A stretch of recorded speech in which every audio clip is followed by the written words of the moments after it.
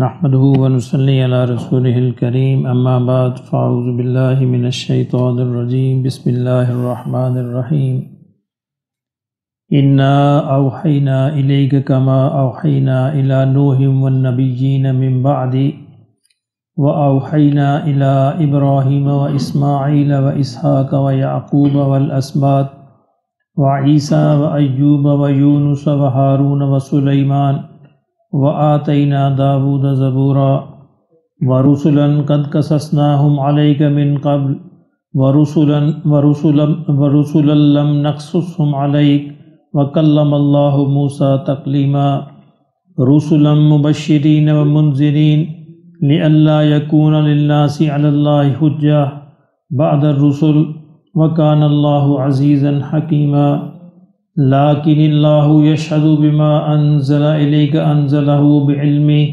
والملائكة يشهدون وكفى بالله شهيدا إن الذين كفروا وصدوا عن سبيل الله قد ضلوا ضلالا بعيدا إن الذين كفروا وظلموا لم يكن الله ليغفر لهم ولا ليهديهم طريقا إلا طريق جهنم خالدین فیہا ابدا وکان ذلک علی اللہ یسیرا صدق اللہ العظیم۔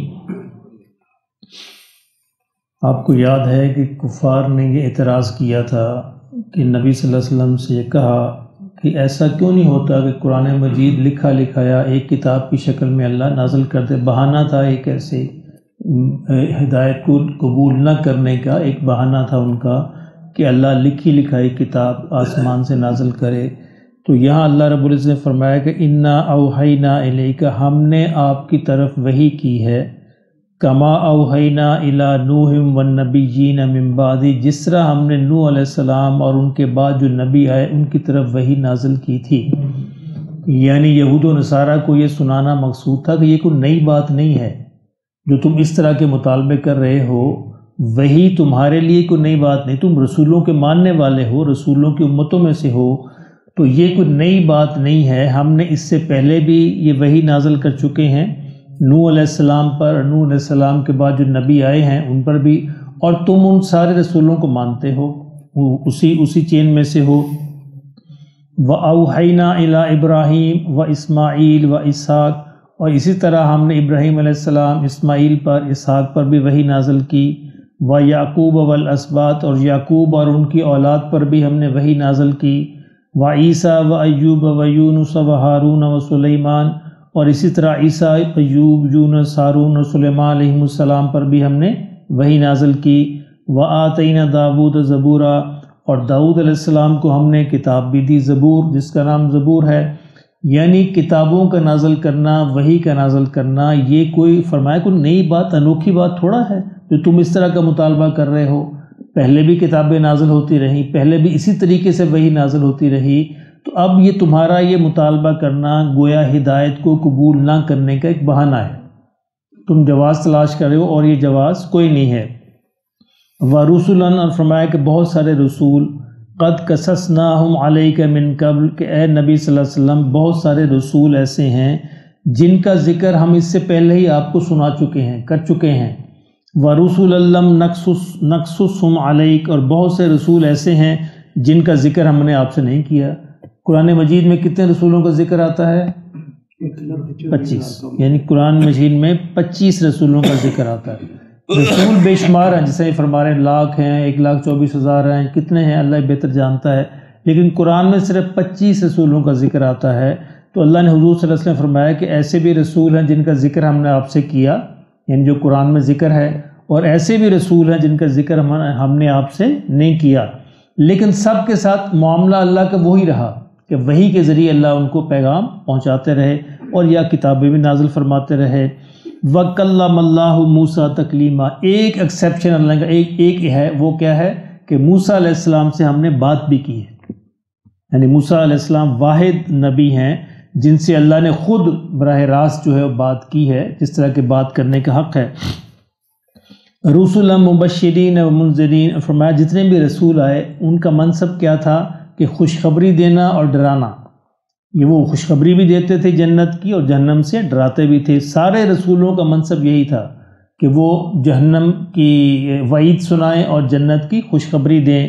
لِأَلَّا يَكُونَ لِلنَّاسِ عَلَى اللَّهِ حُجَّةٌ، فرمایا کیوں ہم نے یہ کیا؟ تاکہ لوگوں کے پاس کوئی بہانہ نہ رہے موجود نہ رہے اللہ کے پاس، یعنی کل قیامت کو جب اللہ کے حضور حاضر ہوں تو لوگ یہ بہانہ نہ بنا سکیں کہ یا اللہ ہمیں تو ہدایت پہنچی نہیں تھی، ہمیں تو کوئی کتاب پہنچی نہیں تھی، ہم نے بار بار رسول اور وحی اور کتابیں اس لیے نازل کیں، رسولوں نے خوشخبریاں اور وعیدیں اس لیے سنائیں، تبشیر اور انذار اس لیے کیا تاکہ لوگوں کے پاس اللہ کے پاس جا کر کوئی بہانہ کوئی حجت موجود نہ رہے۔ بعد رسول، رسولوں کے بعد۔ اچھا اب حضور کے بعد رسول کیوں نہیں آ رہا؟ سوچیں ذرا، اس پہ غور کریں۔ ہمارے پاس تو کوئی رسول نہیں آیا، ہمارے پاس بہانہ ہے؟ اچھا رسول کا مقصد ہوتا ہے اللہ کے پیغام کو پہنچانا۔ اب اللہ کا پیغام 100% یہ محفوظ ہے ہمارے پاس، پہنچ گیا نا، یہ پیغام محفوظ اور قیامت تک محفوظ رہے گا، اس لیے اب کسی رسول کی ضرورت نہیں۔ پرانے رسولوں کے پیغامات ختم ہو جاتے تھے، محو ہو جاتے تھے، تبدیل ہو جاتے تھے، تحریف ہو جاتی تھی، یا ویسے ہی مٹ جاتے تھے، زمانے کو پتہ ہی نہیں ہوتا تھا۔ اب پچھلی کتابوں کا حال تو یہ ہے کہ یہ تک معلوم نہیں کہ وہ کس زبان میں اتری تھی، یعنی ان کے ترجمے موجود ہیں، اب بائبل کے ترجمے موجود ہیں دنیا میں، یہ نہیں پتہ وہ کس زبان کے اندر موجود تھی۔ قرآن کا یہ اعزاز ہے کہ وہ اپنی اصل زبان کے اندر محفوظ بھی ہے، موجود بھی ہے، اور محفوظ بھی رہے گا اور موجود بھی رہے گا، چونکہ رسول کا مقصد اللہ کے پیغام کو پہنچانا ہوتا ہے، اور چونکہ اب اللہ کا پیغام محفوظ ہے اس لیے اب رسالت کی ضرورت موجود نہیں۔ اللہ نے پھر یہ سلسلہ ختم کر دیا کہ میں نے اپنا پیغام محفوظ شکل میں تم تک پہنچا دیا، جو بھی چاہے اس سے ہدایت حاصل کر سکتا ہے۔ اور فرمایا تاکہ رسول ہم اس لیے بھیجتے تھے تاکہ اللہ کے پاس تمہارا کوئی بہانہ کوئی جواز موجود نہ رہے۔ وَكَانَ اللَّهُ عَزِيزًا حَكِيمًا، اور اللہ بڑے ہی غلبے والا اور بڑی حکمت والا ہے۔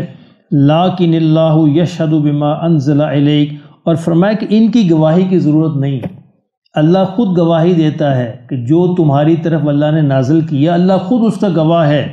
انزلہ بعلمہ، اللہ نے اپنے پورے علم کے ساتھ اس کو نازل فرمایا ہے۔ والملائکۃ یشہدون، اور فرشتے بھی اس بات کی گواہی دیتے ہیں۔ یہ گواہی دے نہ دیں کیا فرق پڑتا ہے؟ فرمایا فرشتے بھی اس بات کے گواہ ہیں، اللہ خود بھی گواہ ہے۔ وکفیٰ باللہ شہیدا، فرمایا اللہ کی گواہی کافی ہے۔ فرشتے تو ہم نے ویسے کہہ دیا، اللہ کی گواہی ہی کافی ہے۔ اگر اللہ فرشتوں کا ذکر نہ بھی کرتے وکفیٰ باللہ شہیدا، تو اللہ کا خود گواہ ہونا ہی کافی ہے کہ اللہ نے یہ کلام خود اپنی حفاظت میں براہ راست نازل فرمایا۔ ذرا سورہ جن پڑھ کے دیکھیے، اللہ وہاں بڑی تفصیل سے بیان کرتے ہیں کہ کس اہتمام کے ساتھ اور کس حفاظت کے ساتھ اللہ اس کلام کو نازل فرماتے تھے تاکہ اس کے اندر کوئی تحریف کی گنجائش موجود نہ رہے۔ ان الذین کفروا، فرمایا جی لوگ جنہوں نے کفر کیا، وصدوا عن سبیل اللہ، اور اللہ کے راستے سے لوگوں کو روکا، فقد ضلوا ضلالا بعیدا، تو یقیناً وہ بہت دور گمراہی کے اندر جا پڑے۔ دو ان کے جرم، ایک کفر کرنا اور دوسرا لوگوں کو بھی صحیح ہدایت کے راستے سے روکنا۔ اچھا اس میں یہی سبق ہے کہ بندہ اگر خود نیکی نہ کر سکے کم از کم دوسرے کو تو نہ روکے، دوسرے کے لیے رکاوٹ نہ بنے۔ ایک ہوتا ہے نا بعض اوقات بندہ خود کچھ نہیں کر سکتا تو وہ دوسرے کو ڈسکریج نہ کرے، دوسرے کے لیے رکاوٹ نہ بنے، کم از کم اس کو تو کرنے دے، بلکہ اس کی معاونت کرے، اس کی مدد کرے کہ چلیے ایک نیک کام میں نہیں کر سکتا دوسرے کی معاونت کر دیتا ہوں۔ اس لیے جہاں بھی نیک کام ہو تو بندے کو کوشش کرنی چاہیے اس کی معاونت کرے، اس کی مدد کرے، تاکہ اس میں تھوڑا بہت کوئی نہ کوئی اس کا حصہ ہو جائے۔ ان الذین کفروا وظلموا لم یکن اللہ، کیونکہ ہر بندہ تو ظاہر ہے کہ ہر بندہ تو ہر نیک کام نہیں کر سکتا، اس کا آسان طریقہ یہی ہوتا ہے کہ تھوڑا بہت حصہ ہر نیک کام کے اندر ڈالتے رہنا چاہیے۔ ہو سکتا ہے کوئی اللہ کسی حصے کو قبول کر لے تو ہماری بخشش کا ذریعہ بن جائے، یا اس کو اچھا سمجھے، کم از کم رکاوٹ نہ بنے، یعنی اس کے اندر رکاوٹ نہ بنے۔ مثلا ایک مثال ہے تبلیغی جماعت، بعض لوگ تبلیغی جماعت کو پسند نہیں کرتے، ایسا ہے نا ہمارے معاشرے میں، بعض لوگ رکاوٹ ڈالتے ہیں، پسند نہیں کرتے۔ پھر آپ نہیں کر سکتے کم از کم رکاوٹ کو نہ ڈالیں، آپ رکاوٹ نہ ڈالیں، اس کے لیے اس کے راستے میں دیوار نہ کھڑی کریں، کرنے دیں۔ ایک اچھا کام کر رہے ہیں، جو بھی دین کا کام جو بھی کر رہا ہے اس کو اچھی نظر سے دیکھنا چاہیے، چاہے ہمارے اندازے کے مطابق وہ ٹھیک نہ ہو، ہو سکتا ہے کہ ہم سمجھتے ہوں ٹھیک نہ ہو، لیکن چونکہ وہ دین کا کام کر رہا ہے، اللہ کے رسول کی بات کر رہا ہے، تو اس کو مجھے یاد پڑتا ہے کہ بہت سارے علماء جو ہے نا یہ فتویٰ لے کے گئے. مولانا ادریس کاندلوی ہوتے تھے جامعہ اشرفیہ میں، ان کے پاس فتویٰ، اور مفتی محمد حسن صاحب جو جامعہ اشرفیہ کے بانی ہیں، کیا فتویٰ تھا؟ فتویٰ یہ لے کے گئے، بڑی خوبصورت بات ہے، فتویٰ لے گئے یہ آپ اس پہ دستخط کریں کہ عید میلاد النبی کا جلوس نکالنا ناجائز ہے. یہ فتویٰ تھا کہ مفتی صاحب سے کہ مفتی صاحب آپ اس پہ دستخط کر دیں. مفتی صاحب بیٹھے رہے، اس کی آنکھوں میں آنسو آ گئے.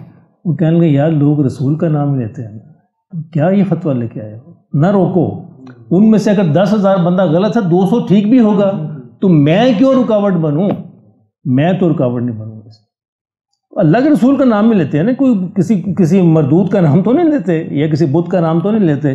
تو مفتی محمد حسن صاحب جامعہ اشرفیہ کے بانی، انہوں نے اس فتوے پہ سائن کرنے سے انکار کر دیا، اور وہ نہیں چل سکا فتویٰ. بڑی شخصیت ہے. اس طرح کہیں بھی دین کا جو کام ہو اس پہ رکاوٹ نہیں بننی چاہیے. فرمایا ان الذین کفروا، جو لوگ کفر کرتے ہیں، وظلموا لم یکن اللہ، اور کفر ظالموں کا مطلب پھر اس پہ اڑ جاتے ہیں، کفر کرتے ہیں اور پھر توبہ کی طرف نہیں آتے، اس پہ اڑ جاتے ہیں، بغاوت کرتے ہیں. لم یکن اللہ لیغفر لهم، فرمایا اللہ ان کو نہیں بخشے گا. اب دیکھیے قرآن میں یہ بار بار آتا ہے کہ گناہ کرے بخش دوں گا بخش دوں گا، لیکن یہاں کیوں نہیں بخشے گا؟